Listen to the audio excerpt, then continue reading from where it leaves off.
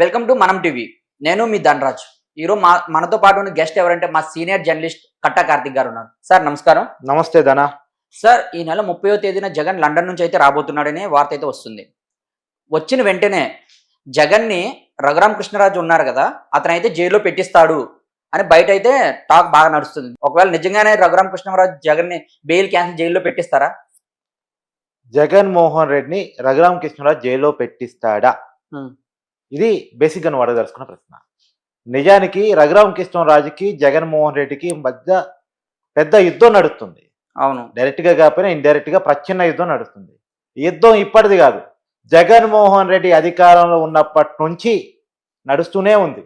ఆ రోజు వైసీపీ ఎంపీగా ఉండి రఘురామ కృష్ణరాజు వాళ్ళ పార్టీ అధ్యక్షుడి మీద యుద్ధం స్టార్ట్ చేశాడు. మామూలు యుద్ధం కాదు అది. సొంత పార్టీలో ఉండే సొంత అధినాయకుడి మీద యుద్ధం ప్రకటించడం అనేది చిన్న విషయం కాదు. అందులో జగన్మోహన్ రెడ్డి చెప్పు చేతల్లో ఉండాల్సిందే ఆ పార్టీ అనుకునేటువంటి రోజుల్లో, నేను చెప్పు చేతల్లో ఉండే మనిషిని కాదు, నేను ఇండిపెండెంట్గా ఉంటాను, నేను ప్రజల తరఫునే ప్రశ్నిస్తాను, తప్పు నువ్వు చేసినా ప్రశ్నిస్తానని చెప్పి జగన్మోహన్ రెడ్డికి తొడగొట్టినటువంటి వ్యక్తి రఘురామ కృష్ణరాజు. ఆ తొడగొట్టడాలు నచ్చవు కాబట్టి జగన్మోహన్ రెడ్డికి స్టేషన్లో పెట్టి కొట్టించాడు. రఘురామ కృష్ణరాజు చంపించాలని ప్రయత్నం చేశాడు, స్వయంగా కొట్టాలని ప్రయత్నం చేశాడు. అంటే సీఎం స్థాయిలో ఉన్న వ్యక్తి డైరెక్ట్గా కొట్టాలని అనుకోరు జనరల్గా, కానీ రఘురామ కృష్ణరాజుని జగన్మోహన్ రెడ్డి స్వయంగా నేనే కొట్టాలి అనుకున్నాడంట. స్టేషన్కి వెళ్ళి కొడతానంటే సీఎం వచ్చి కొడితే అది వేరే న్యూసెన్స్ అవుతుంది, పబ్లిక్లో ఇబ్బంది అవుతుంది అని చెప్పేసి, మీరొద్దు, మేము కొడతాము, మీకు వీడియో కాల్ చేసి చూపిస్తాం అని పోలీసులు చెప్పి ఆయన్ని శాంతింపజేసి పోలీసులు కొట్టి, అంటే ఎవరినో బయట రౌడీలని స్టేషన్ తీసుకొచ్చి తులసిబాబు లాంటి వాళ్ళని తీసుకొచ్చి ముసుగులేపించి కొట్టించిన దాన్ని వీడియో తీసో లేదా వీడియో కాల్ చేసో జగన్మోహన్ రెడ్డి చూపించారంట. ఇప్పుడు ఆ కేసు నడుస్తుంది. ఆ కేసులో ఇప్పటికే ఎవరైతే ముసుగేసుకొని కొట్టాడో తులసిబాబు జైల్లో ఉన్నాడు. అవును, విజయపాల్ జైల్లో ఉన్నాడు. A1గా ఉన్నటువంటి సునీల్ కుమార్ మీద ఎంక్వైరీ నడుస్తూ ఉంది. అంటే అతను ఐపీఎస్ కాబట్టి అతని సిస్టమ్ ప్రకారం అరెస్ట్ చేయాలి కాబట్టి అతని మీద ఫస్ట్ శాఖాపరమైన చర్యల కోసం సస్పెండ్ చేసి కమిటీ వేసి ముద్దగా ఉన్నారు కదా, A1గా ఉన్నారు. A2గా సీతారామంజనేయులు ఉన్నారు. A3గా జగన్మోహన్ రెడ్డి గారు ఉన్నారు. ఆనాటి ముఖ్యమంత్రి, వైసీపీ అధ్యక్షులు, పులివెందుల ఎమ్మెల్యే, ఆయన A3గా ఉన్నారు. ఇప్పుడు ఆయన రఘురామ గారి కృష్ణరాజు గారి కేసులో మిగతా వాళ్ళు ఎలా విచారణకు వచ్చారో, A1 మీద ఎలా ఎంక్వైరీ పడిందో, A5 A6 ఎలా అరెస్ట్ అయ్యారో, A4 ఎలా A4 అంటే పరారీ ఉంది, ఆమె కూడా అరెస్ట్ అయ్యేది, ప్రభావతి. సో జగన్మోహన్ రెడ్డి గారు కూడా విచారణకు రావాలి, విచారణ ఎదుర్కోవాలి అనేది ఇప్పుడు అందరూ భావిస్తున్న మాట. చట్ట ప్రకారం జరిగే ప్రక్రియ కూడా. ఇప్పుడు జగన్మోహన్ రెడ్డి విచారణ పిలిచి అరెస్ట్ చేస్తారు. ఎందుకంటే ఈ కేసులో ఒక్కొక్కరిని అరెస్ట్ చేసుకుంటూ పోతున్నారు కదా. A3గా ఉన్నటువంటి జగన్మోహన్ రెడ్డి గారు కూడా అరెస్ట్ చేస్తారని, ఇప్పటికే విజయపాల్ అప్రూవల్గా మారటానికి రెడీ అయ్యాడు అని, తులసిబాబు కూడా అప్రూవల్గా మారటానికి సిద్ధంగా ఉన్నాడు అని, ఒకవేళ A5 A6గా ఉన్నటువంటి విజయపాలు, తులసిబాబు కనుక అప్రూవల్గా మారితే ఉన్న వాస్తవాన్ని మొత్తంగా కక్కేస్తే అసలు ఇంకో విషయం కూడా బయటకు వస్తుంది. అసలు A1గా ఉన్న సునీల్ కుమార్ కూడా నేను అప్రూవ్గా మారుతా, ఎవడైనా సరే. ఆ రోజు ఏంటంటే జగన్మోహన్ రెడ్డి శాశ్వతంగా ముఖ్యమంత్రిగా ఉంటాడు, జీవితాంతం జగనే సీఎం అనుకున్నారు వాళ్ళంతా. అలా వాళ్ళని మోటివేట్ చేశాడు జగన్మోహన్ రెడ్డి.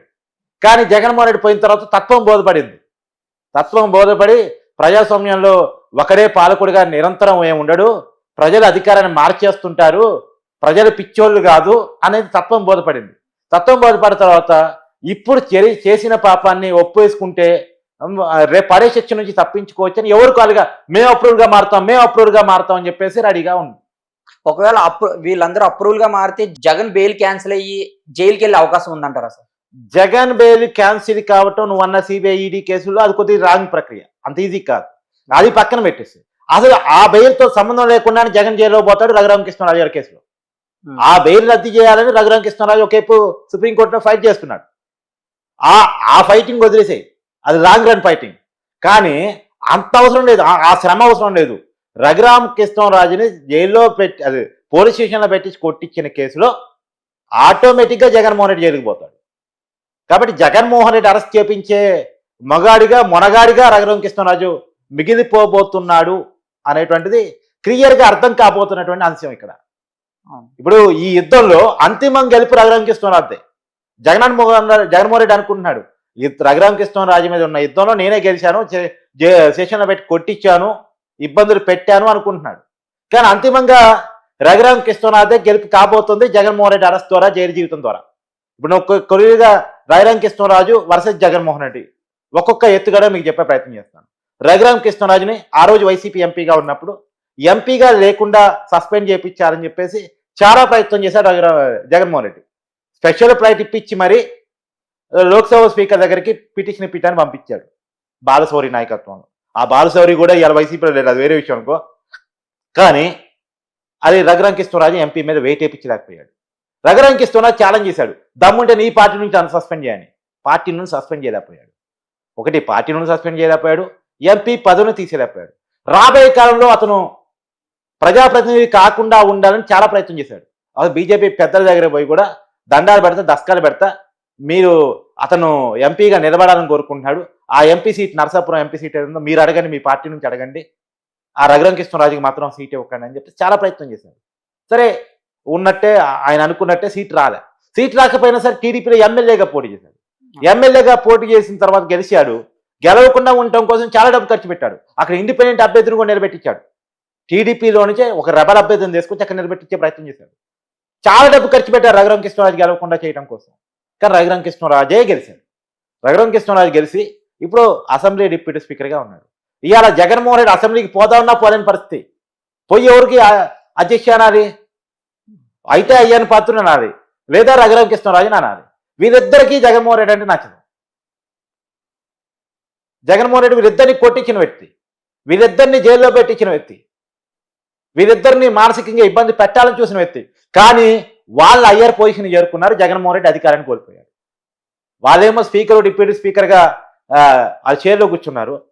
వాళ్ళని ఇబ్బంది పెట్టి వాళ్ళకి రాజకీయ జీవితం లేకుండా చేయాలనుకున్నటువంటి జగన్మోహన్ రెడ్డి ఏమో 11 సీట్లకే పరిమితమై కనీసం ప్రతిపక్ష హోదా కూడా లేకుండా అయిపోయే పరిస్థితిలోకి వెళ్ళిపోయారు.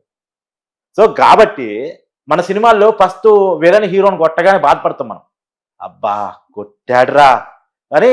మామూలుగా హీరో కొట్టు కొట్టు కొట్టు విలన్ కొట్టు అని చెప్పేసి స్లోగన్స్ ఇస్తూ ఉంటారు.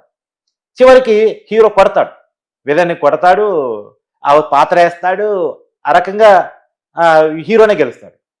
ఇక్కడ కూడా అంతే. రఘురామ కృష్ణరాజుని కొట్టిన తర్వాత ఆంధ్రప్రదేశ్ అభిమానులంతా కూడా, ఆ రఘురామ కృష్ణరాజు అభిమానులంతా కూడా, ఈవెన్ దో జగన్ వ్యతిరేకులంతా కూడా జగన్ కూడా అలాంటి చేయాలి, జగన్ కూడా అలాంటి చేయాలి, జగన్ జైల్లో పెట్టేయాలి, జగన్ జైల్లో పెట్టేయాలని చెప్పేసి కేకలు అరుపులు మనకి వినపడుతూనే ఉన్నాయి బయట. ఆ కేకలు అరుపులకి రఘురామ కృష్ణరాజు గారు క్లోజప్ ఇవ్వబోతున్నారు. ఖచ్చితంగా జగన్మోహన్ రెడ్డిని జైల్లో పెట్టించే వాడిగా రఘురామ కృష్ణరాజు నిలవబోతున్నారు అనేది picture clear. Okay sir, thank you very much sir.